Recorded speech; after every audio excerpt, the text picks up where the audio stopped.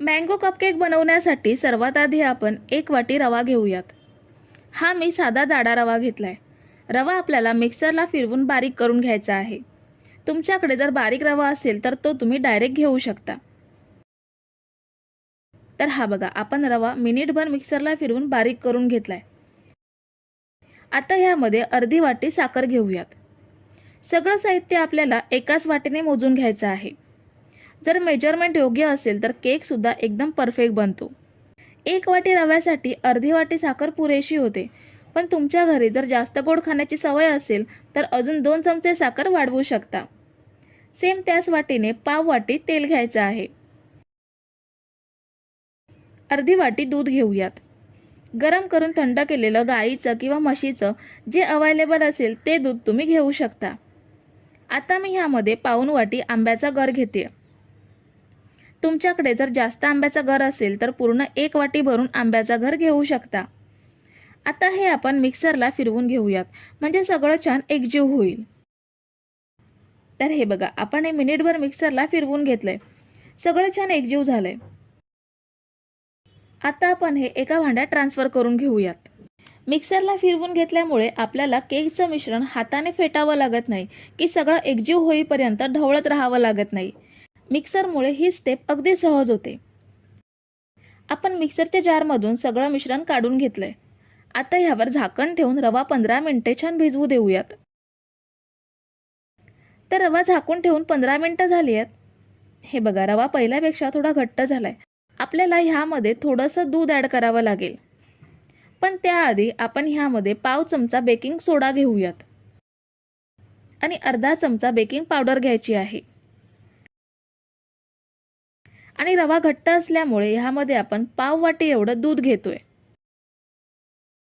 आता हे सगळं छान मिक्स करून घेऊयात आणि एकजीव करून घेऊयात. तर हे बघा, आपण हे सगळं छान एकजीव करून घेतलंय. बॅटर बघा एकदम मस्त फ्लफी तयार झालंय. इथे मी चहाचे कप घेतलेत. हे साधे आपण जे कार्यक्रम असला की चहा देण्यासाठी वापरतो किंवा बाहेरच्या कपमध्ये चहा मिळतो ते कागदी कप आहेत. ह्या कपमध्ये आता हे बॅटर भरून घेऊयात. बॅटर भरताना कप फक्त अर्धा भरून घ्यायचा. इथे मी फक्त 2-2 चमचे बॅटर एका कपमध्ये भरून घेते. तर हे बघा, आपण हे सगळे कप भरून घेतलेत. आता ह्यावरती मी टूटी फ्रुटी ॲड करते. तुम्ही आवडीनुसार ड्रायफ्रूटचा सुद्धा वापर करू शकता. आता हे कपकेक किती वेळ बेक करायचे ते पाहूयात. इथे मी कढई 5 मिनिटं प्रीहीट करून घेतली आहे. ह्यामध्ये ही प्लेट ठेवूयात आणि झाकण लावून मंद आचेवरती हे कपकेक बेक करून घेऊयात. तुम्ही जर इथेपर्यंत रेसिपी बघताय तर तुम्हाला एक विनंती आहे की व्हिडिओला एक लाईक जरूर करा. आता उरलेला बॅटर आहे त्याचा सुद्धा आपण केक बनवणार आहोत. त्यासाठी मी केक टिनला तेल लावून गव्हाचं सुकं पीठ पसरवून घेतलंय. बटर पेपर असेल तर बटर पेपर सुद्धा घेऊ शकता. ह्यामध्ये हे सगळं बॅटर ओतून घ्यायचं आहे. ह्यावरती मी बदामाचे काप पसरवून घेते. बदामऐवजी दुसरे ड्रायफ्रुट्स किंवा टूटी फ्रुटी असेल तर ते चालू शकतं किंवा प्लेन ठेवलात तरीही चालेल. आता हा सुद्धा केक आपण बेक करून घेऊयात. तर इथे कपकेक बेक करायला ठेवून 30 मिनिटं झाली आहेत. बघू शकता कपकेक छान टम्म फुलून आलेत. पण हे परफेक्ट बेक झाले का ते पाहूयात. ही बघा, टूथपिक क्लीन निघाली आहे, म्हणजे केक चांगले बेक झालेत. हे थंड करून घेऊयात. तर हे बघा, केक आपण थंड करून घेतलेत. कपमधून केक बाहेर काढून घेऊयात. हा बघा, खूप छान जाळीदार केक तयार झालाय. मस्त मऊ लुसलुशीत आंब्याचा कपकेक आपण एकदम सोप्या पद्धतीने बनवून घेतलेत. आपला दुसरा केक पण आपण अर्धा तास स्लो गॅसवरती बेक करून घेतलाय. खूप छान तयार झालाय. आपण हा डिमोल्ड करून घेऊयात. हा बघा, आपला सुंदर मँगो केक तयार आहे. आपण हा सुद्धा कापून घेऊयात. हा केक सुद्धा छान जाळीदार आणि मऊसूत झालाय.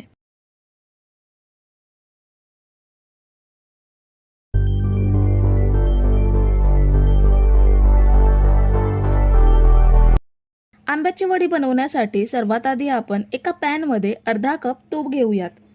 वाटीच्या प्रमाणामध्ये साहित्य घेणार असाल तर अर्धी वाटी तूप घ्या किंवा 2 वाटी रवा घेणार असाल तर 1 वाटी तूप घेऊ शकता. आता आपल्याला ह्यामध्ये 1 कप रवा घ्यायचा आहे। रवा आपल्याला हलक्या बदामी रंगात छान भाजून घ्यायचा आहे। मंद ते मध्यम आचेवरती रवा छान भाजून घेऊयात। हे बघा, रवा तुपात छान फुलत चाललाय। असाच आपण हा रवा छान भाजून घेऊयात।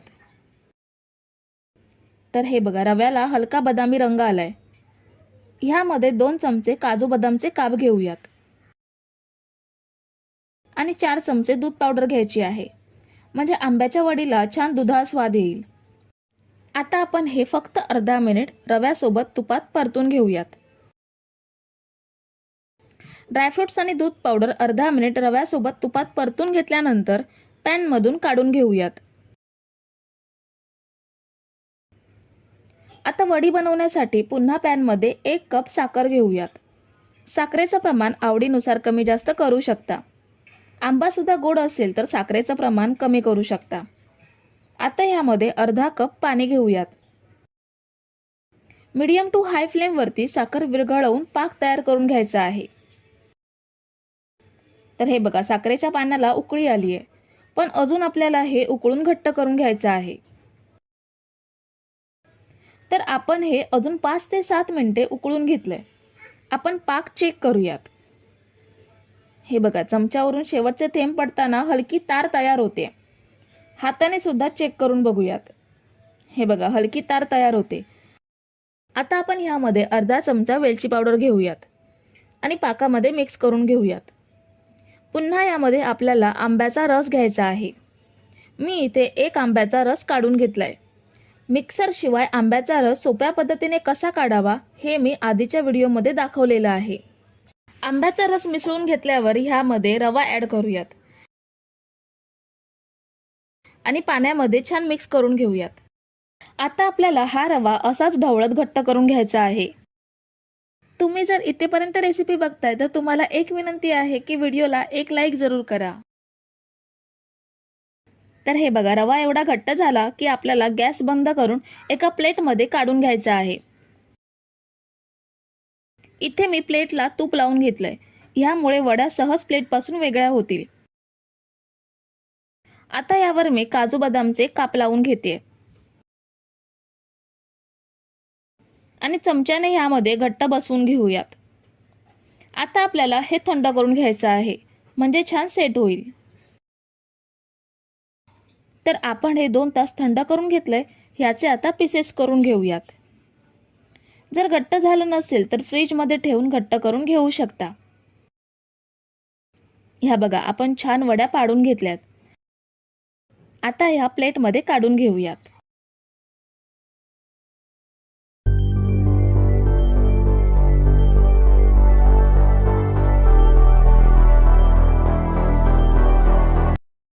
आंब्याचा शिरा बनवण्यासाठी सर्वात आधी आपण एका पातेल्यात 1/2 वाटी पाणी घेऊयात आणि 1/2 वाटी दूध घेऊयात।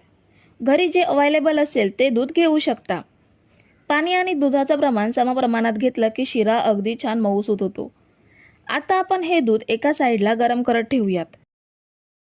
आता पॅन मध्ये आपल्याला अर्धी वाटी तूप घ्यायचं आहे। पाणी, दूध, तूप, साखर सगळं साहित्य एकाच वाटीने घ्यायचं आहे। ह्यामध्ये आता 1 वाटी रवा घेऊयात। रवा आपल्याला मंद ते मध्यम आचेवरती छान बदामी रंगात भाजून घ्यायचा आहे। सतत हलवत रवा आपण छान भाजून घेऊयात। रवा भाजेपर्यंत एका साईडला आपण आंब्याचा रस काढून घेऊयात। इथे मी 1 हापूस आंबा स्वच्छ धुवून घेतलाय, ह्याला आपण कापून घेऊयात। पुन्हा याचे 2 भाग करूयात। आता मी अशी एक गाळणी घेतली आहे आणि खालती एक भांडं ठेवलंय। आता आंबा आपल्याला ह्या गाळणीवरती घासून घ्यायचा आहे। हा बघा, अगदी काही सेकंदात आंब्याचा रस गाळणीमध्ये गाळून वेगळा झाला। आता मी आंब्याची बाट गाळणीवरती घासून रस वेगळा करून दाखवते। हे बघा, बाटीमधला रस सुद्धा अगदी सहज वेगळा होतो। आंबा कापून मिक्सरला बारीक करून रस बनवून घेण्याची अजिबात गरज नाही। उलट ह्या पद्धतीने रस काढल्यावर बघू शकता बाट अगदी साफ झाली आहे। तर मी संपूर्ण आंब्याचा रस काढून घेतलाय। बघू शकता आंब्याचे केस गाळणीमध्ये वेगळे होतात आणि निव्वळ रस आपल्याला अगदी सहज मिळतो आणि हा रस बऱ्याच वेळ फ्रेश राहतो, काळा पडत नाही। तर आपल्या रव्याला सुद्धा हलका बदामी रंग आलाय आणि तुपामध्ये रवा छान फुलला गेलाय। ह्यामध्ये आता मी काही ड्रायफ्रुट्स घेतलेत ते ॲड करते। मी इथे काजू बदामचे काप आणि चारोळ्या घेतल्यात। तुम्ही आवडीनुसार ड्रायफ्रुट्स घेऊ शकता किंवा नाही वापरलात तरीही चालेल। ड्रायफ्रुट्स आपल्याला रव्यासोबत मिनिटभर भाजून घ्यायचे आहेत। ह्या पद्धतीने रव्यासोबत भाजून घेतले की सेपरेट ड्रायफ्रुट्स भाजून घ्यायची गरज लागत नाही, असे छान भाजले जातात। ड्रायफ्रुट्स मिनिटभर भाजून घेतल्यावर ह्यामध्ये पाऊण वाटी साखर घेऊयात। शिऱ्यासाठी आपण 1 वाटी रवा असेल तर 1 वाटी साखर घेतो, पण आपण ह्यामध्ये आंबा घेणार आहोत, त्याचा सुद्धा गोडवा असणार आहे, म्हणून पाऊण वाटी साखर घेतली। साखर सुद्धा रव्यामध्ये छान मिसळून घेऊयात। साखर मिक्स करून घेतल्यावर ह्यामध्ये गरम करून घेतलेलं दूध आणि पाणी ॲड करूयात। पुन्हा एकदा सगळं एकजीव करून घेऊयात। आता आपल्याला ह्यावर झाकण ठेवून मिनिटभर वाफ काढून घ्यायची आहे। तर आपण शिरा मिनिटभर वाफवून घेतलाय, अगदी छान मऊसूत झालाय। आता यामध्ये आंब्याचा रस ॲड करूयात आणि अर्धा चमचा वेलची पावडर ॲड करूयात। पुन्हा एकदा सगळं छान एकजीव करून घ्यायचं आहे।